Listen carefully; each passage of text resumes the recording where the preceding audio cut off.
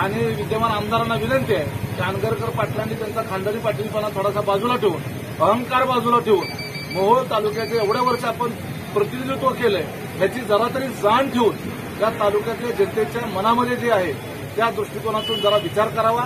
माघार घेतल्यामुळे कोण कमी होत नसतं, माघार घेतल्यामुळे कमीपणा होत नसतो. तर या जनतेच्या मनात होतं म्हणून आम्ही माघार घेतली. अनगरला त्या ठिकाणी तहसील कार्यालय घेऊन जाण्याचा घाट बांधलेला आहे. मोहोळ तालुक्याची बाजारपेठ पूर्णपणे उद्ध्वस्त करण्याचा करता म्हणून हे षडयंत्र आहे. मोहोळ असेल किंवा नरखेड भाग असेल किंवा पेनूर भाग असेल किंवा शेतफळ भाग असेल, हा भाग जो आहे त्या भागातल्या जनतेच्या अजिबात मनात नसताना बळजबरीनं त्यांना अनगरशी जोडणं हा त्यांच्या पूर्णपणे पुढच्या भावी पिढ्यांवर अन्याय अत्याचार केल्यासारखं होईल. आज जर आम्ही या लढाईमध्ये उतरलो नाही तर पुढच्या पिढ्या आम्हाला कुणालाच माफ करणार नाहीत. पुढं जी आमची मुलं असतील, नातवंड असतील, जी काही पुढची तरुण पिढी असेल त्या तरुण पिढीला आमच्या आईवडिलांनी, आमच्या आजोबांनी, आमच्या भावांनी ह्या लढ्यामध्ये संघर्षामध्ये का उतरला नाही हा जाब पुढची पिढी त्यांना विचारणार आहे.